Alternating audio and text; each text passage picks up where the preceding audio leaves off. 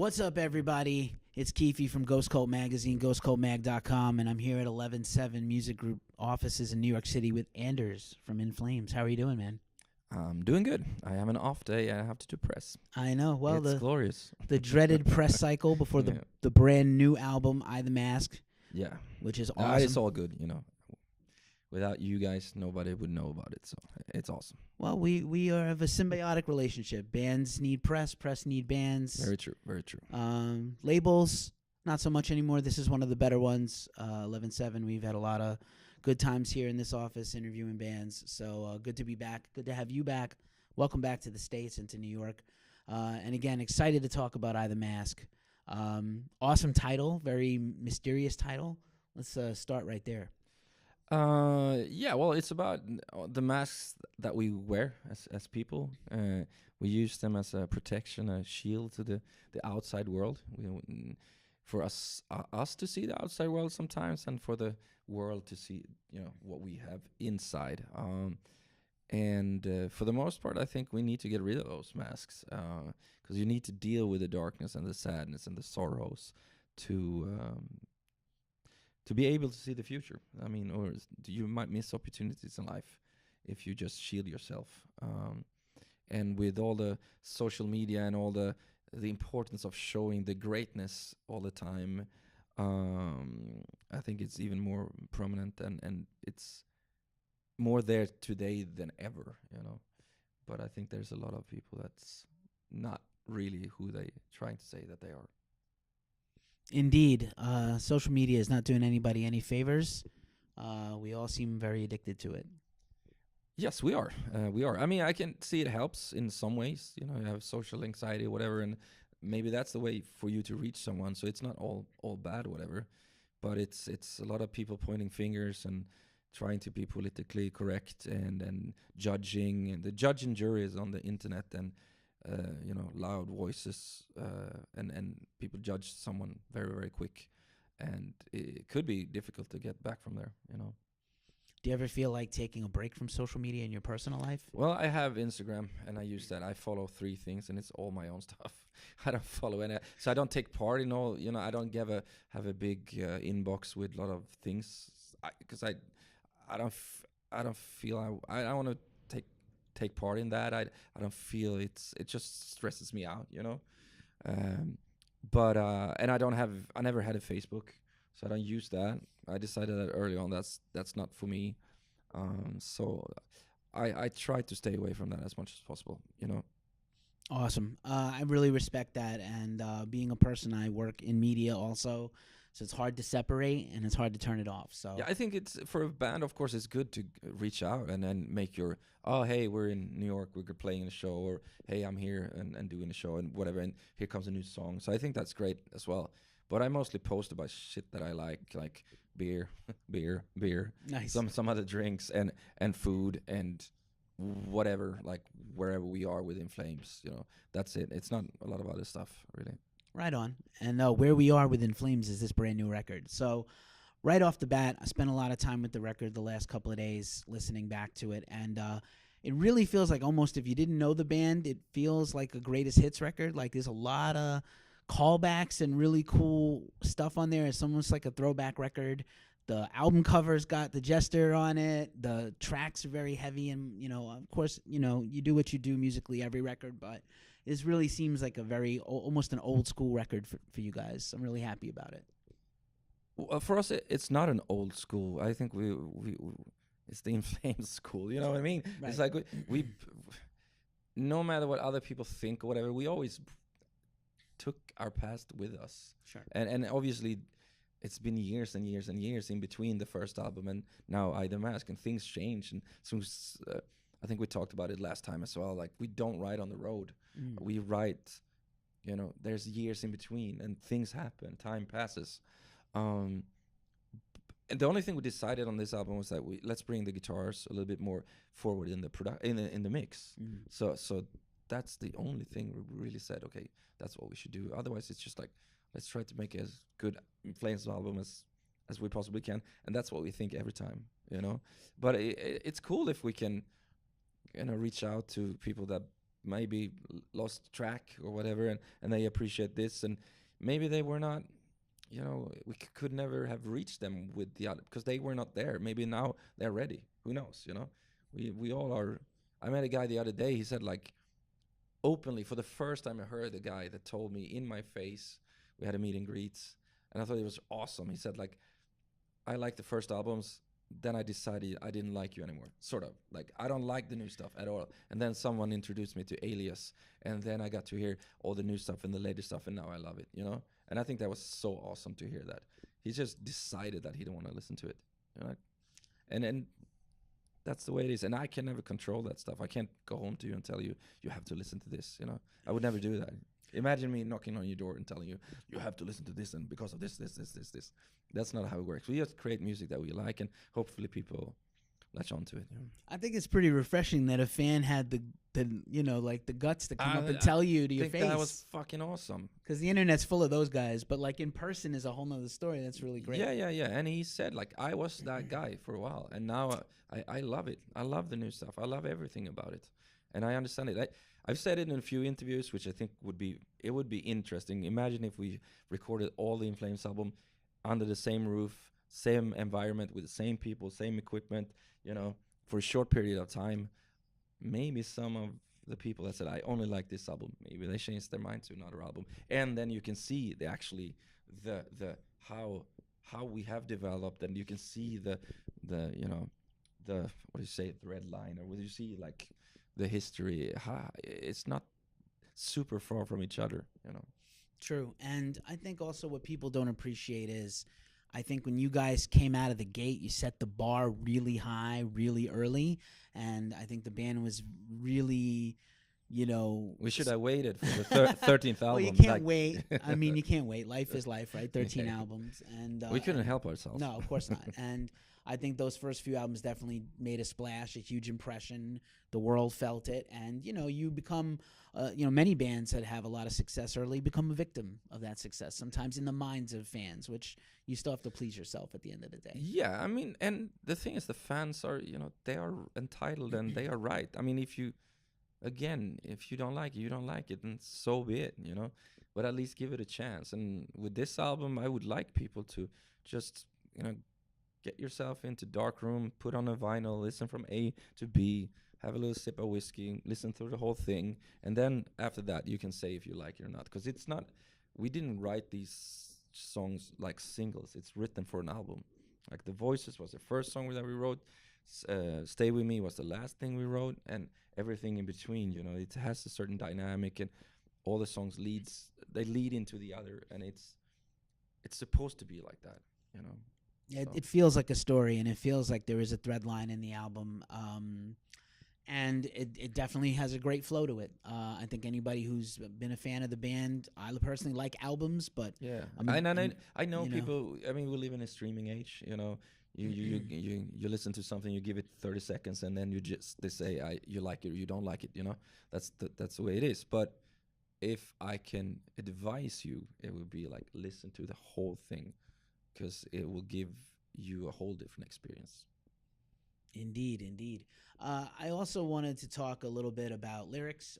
I think, you know, obviously, historically, you know, you've put a lot of time and effort into your lyrics, and as you mentioned, there's a little bit of a theme on the record with I the Mask, but there's definitely some really emotional, probably some personal lyrics on here.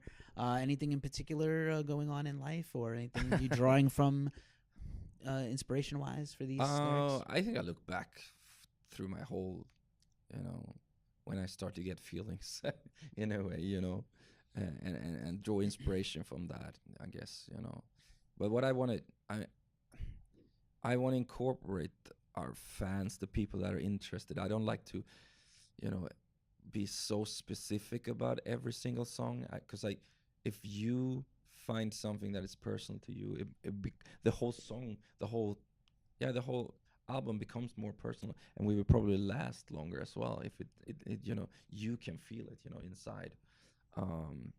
So there's a lot of sadness and darkness, but with light at the end of the tunnel, and the identity and thing. Who are we and who are you and where do I put myself in this whole world? And it's spinning out of control. It feels like we're heading in the wrong direction. We are creating walls where we should tear down walls and all these things. And it's between people. I mean, the walls. I'm not talking about the wall that you're talking about. It's not that what I mean. But I mean, in between ourselves as well, we do that. So it's not only country to country, but and so yeah, scientists are telling us it's just like we only have a few years to turn this around. Otherwise, it's going in the wrong direction for real. And do we listen? I don't know. You know, uh, we need some strong, powerful people out there to, change things around and before it's too late. Indeed. I just saw an article the other day that said, oh, we thought we had a few hundred years left to fix the environment and the climate change. No, it's like 2 decades or less. Yeah. Like really scary. So that is really, really scary, and scientists even say that we have only a few years now because the polar ices, they are melting in a way higher speed than we ever thought. And then they knew, and so you and I might live, but what about our kids or their other kids, Well, good luck to us. I don't know. Yeah. I hope we make it because there's a lot of cool stuff I still want to see, do, and hear. Yeah. Lots of cool, fun things. Talking back about the music for a second, another thing that I think is really compelling on this new record, I love there's a lot of call and response vocal parts, like not just the choruses, but actual like sing-along lyrics. Like I haven't heard in a long time from any record really, except maybe punk rock records, which is kind of funny. Yeah. In a way, like there's no punk rock inspiration, even though it was recorded in L.A. So of course, none at all. But just in general, like the sort of shared feeling and emotion of you sing one and I sing one, which I think is kind of lost. It's like it was an art form at one point in popular music, but in rock and metal, it's like so rarely done, and you guys did it really well on I think at least a third of the tracks for sure. I heard a bunch of great parts. So. Yeah, maybe. I didn't think about it really. It was not intentional, at least. It just, we write the music first, and then we do the vocals and lyrics after. Even though with this album, we could start with some ideas. I had some vocal ideas, and then we take off from there. It's been more like that for the newer stuff that we've done than any earlier in our career was music only, and vocals were done on its own somewhere else. So I have whatever the music says to me, speaks to me and give me some inspiration. I try to do something that really fits and play along. And yeah, I mean, who doesn't like to sing along, right? Usually. Usually. Also makes it for a fun time at the show. Yeah, no, for sure. And we started now too because in the past I'd done everything myself. Nobody in the band wanted to sing, and now we have Bryce on bass, and he don't mind, and he's doing it well. So then I have a good partner in that one department. Right, you have a relatively new rhythm section, which is pretty impressive. Yeah, Bryce's been with us for 2 years, and Tanner is new since last summer. And have they injected a little bit of life in the writing or just in general? Not in writing, but on this, friend level, definitely. These are awesome guys, and live they bring a dynamic and an attitude which I think is awesome, But musically, it's been me and Björn writing this album. Awesome. We saw Björn on the way in. Always a pleasure. Hey, seen out there sleeping. I think he's out there with a beer. Could be. Or talking to somebody else, as usual. So you recorded in L.A. once again. Howard Benson, who I wanted to ask you about working with Howard. Howard has done amazing, amazing records. I highly recommend you look into his recorded work and all the bands he's produced. But what did you like about working with Howard? Well, I have to go back to Battles because we work with him on Battles as well. And before we decided to work with him, we talked with between, I think it was like 7 or 8 producers, including him, and some of these like huge names that done some of like favorite albums of ours, legends and newcomers as well. But Howard, he was the one that just, it's like, I'm not gonna change you guys. I'm just gonna try to make you perform better when it's time to record. And it felt really nice, really good to hear that, because you working with these guys, you have to give away some of the control, and we've had big control issues in the past. It's like In Flames is supposed to be this way, and vocals in one corner and music in the other corner, and then we met up in the mix, and nobody could say anything about anything. So, but now, so Björn and myself, we had to let go, and it's being with someone that experienced. There's no point in you coming in and tell them, like, we should do it our way. You should just press the buttons. That would be a waste of time and money. But both his whole team with Mike Plotnikov, who record guitar and drums and bass, they are super efficient. It doesn't take long from idea to tape, so to speak. In the past, where we had, I want to try this guitar sound. Yeah, well, wait, it take 2 hours to find the right, tone or whatever. And now it's just 10 different amps and 5 different cabinets and 5 mics up at the same time, and you can just switch back and forth until you find it. And it's usually right at the very first try. And Howard is awesome because I do all my vocals with him. He's awesome listening to or hearing harmonies, and we play the piano and try out things back and forth, and just pushing me, not letting me do a million takes, because if you don't get it within the first 10, it's like, skip it, come up with something else. So they brought in a lot of calmness and also made us be on point. It's like, we can't screw up when we're there doing what we do. So the whole team is awesome. And so we decided after battles, like, we should work with them again, since we know each other a little bit, and make it even better. But this time we wanted Chris Lord Algier to mix it, and obviously we were lucky that he because he's a busy guy, but he made a really, really good job. So he was the perfect guy for us, because we, as I said in the beginning, we wanted more guitar, like more in the front of the mix. So I think he made it really well. Awesome. Yeah, Chris Lord Algie is amazing also. So just as we wind down, kicked off the tour already, but Within Temptation tour dates, a really great bill. In Flames is no stranger to touring America. Within Temptation, not as much. So I think these shows are going to be really exciting, a nice mix of fans and crowd. What are you I think it's an all-European lineup. It is, that's true. So it's cool. I got to meet, funnily, we've been around for a long time, and so have they. They've been around for some time as well, and we played all these European festivals, but I never got to talk to them.